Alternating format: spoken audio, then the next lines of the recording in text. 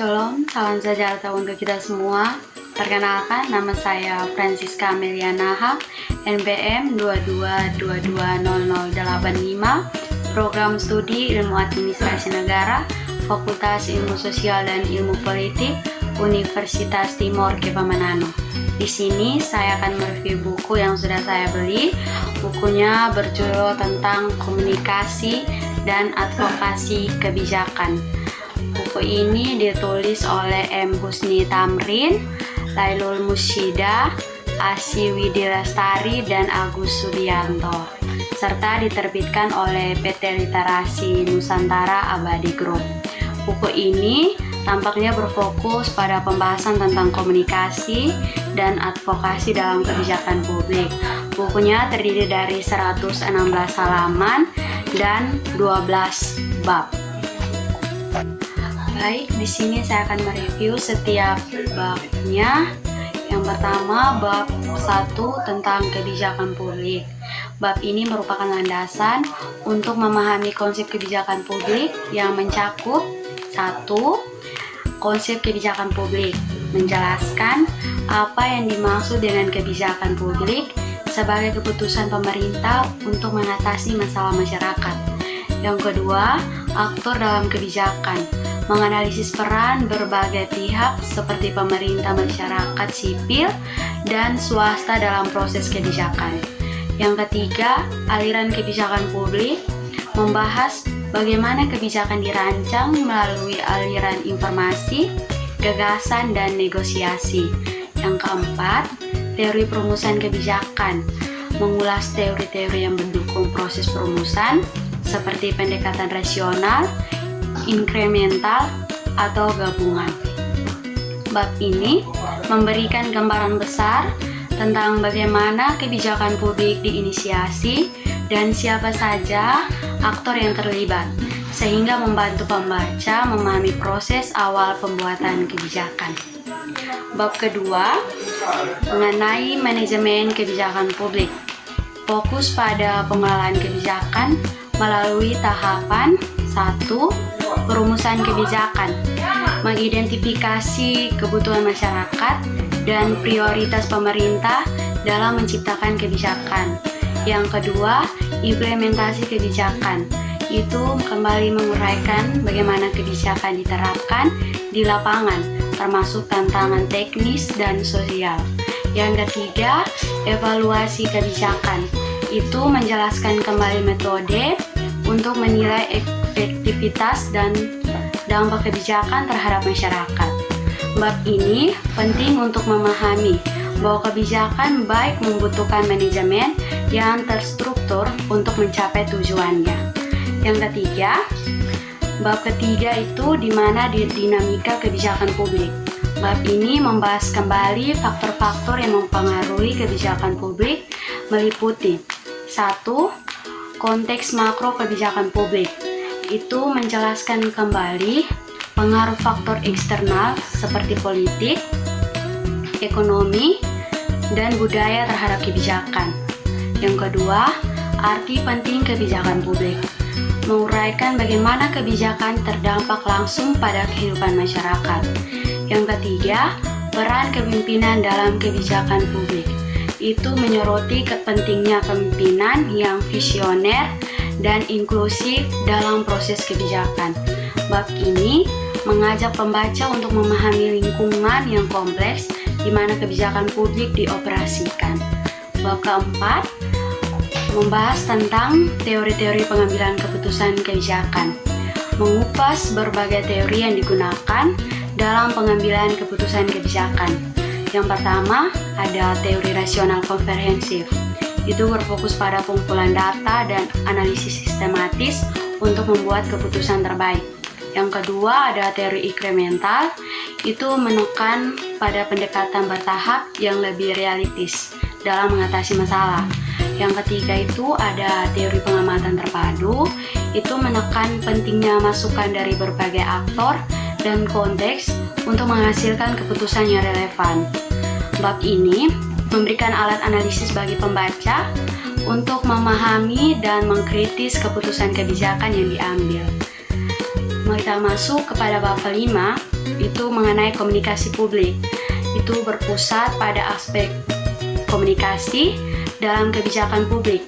Yang pertama itu komunikator, peran pihak yang menyampaikan informasi kebijakan seperti pemerintah atau media.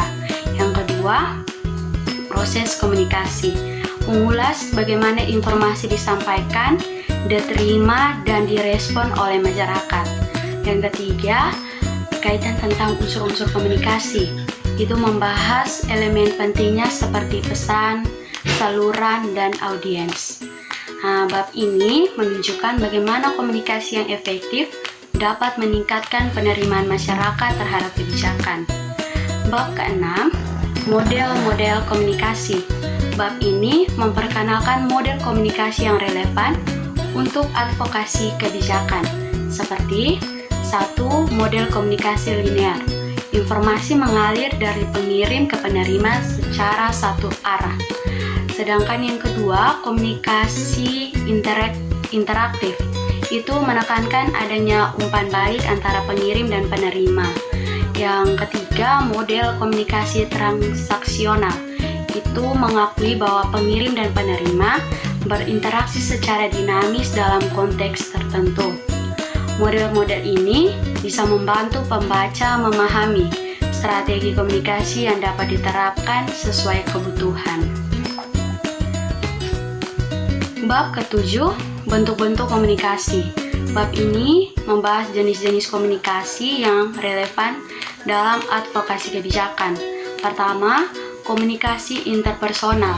Komunikasi internal individu penting untuk refleksi dan pengambilan keputusan sebelum menyampaikan pesan ke orang lain.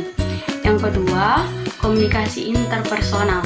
Itu fokus pada interaksi dua arah antara individu yang merupakan kunci untuk membangun hubungan dan kepercayaan dalam advokasi. Yang ketiga, komunikasi kelompok.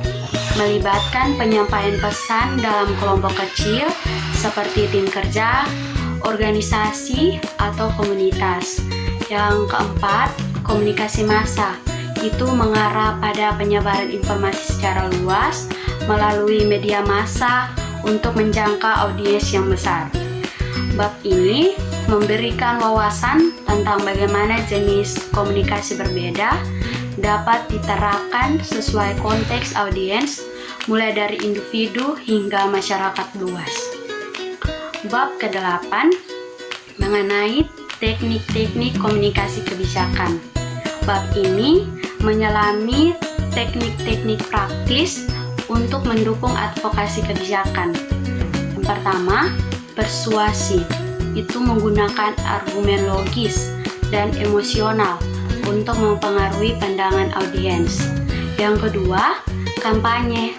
Kampanye itu mengorganisir kegiatan komunikasi terstruktur untuk mempromosikan kebijakan tertentu. Yang ketiga, lobby. Lobby itu pendekatan personal untuk memengaruhi pembuat kebijakan secara langsung. Yang ketiga, yang keempat, komunikasi pemerintah. Itu lebih menekan pentingnya transparansi dan penyampaian informasi kepada publik oleh pemerintah. Dan yang kelima, itu berkaitan dengan human relation. Itu membangun hubungan yang positif untuk mendukung keberhasilan advokasi. Yang keenam, ada negosiasi. Negosiasi itu melibatkan proses tawar-menawar untuk mencapai kesepakatan bersama. Terus yang ketujuh, ada diplomasi. Diplomasi itu pendekatan halus dan strategis untuk mencapai tujuan kebijakan tanpa konflik. Teknik-teknik ini sangat relevan untuk praktisi kebijakan yang ingin menciptakan dampak dalam proses pengambilan keputusan. Bab ke-9 mengenai tentang advokasi. Bab ini memberikan pengantar dasar tentang advokasi. Yang pertama itu pengertian dan jenis-jenis advokasi. Menguraikan bahwa advokasi dapat bersifat individual, kelompok, atau berbasis isu tertentu. Yang kedua, ada unsur-unsur advokasi. itu menyoroti elemen kunci seperti tujuan, strategi, dan aktor. Yang ketiga, prinsip-prinsip advokasi lebih mencakup pada transparansi, inklusivitas, dan akuntabilitas dalam proses advokasi. Yang keempat, kegiatan advokasi itu menjelaskan langkah-langkah praktis yang bisa dilakukan seperti pengorganisasian masyarakat dan menyusun dokumentasi advokasi.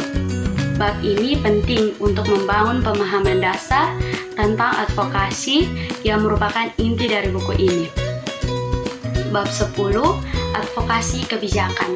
Bab ini lebih spesifik dengan mengaitkan advokasi ke dalam konteks kebijakan publik. Yang pertama, aktor dalam advokasi kebijakan menyoroti peran pemerintah, masyarakat sipil, akademis, dan media. Yang kedua, tujuan advokasi kebijakan itu lebih mencakup pada perubahan kebijakan, penyadaran publik, dan peningkatan transparansi. Yang ketiga, media dalam advokasi kebijakan mengulas pentingnya media tradisional dan digital dalam menyampaikan pesan.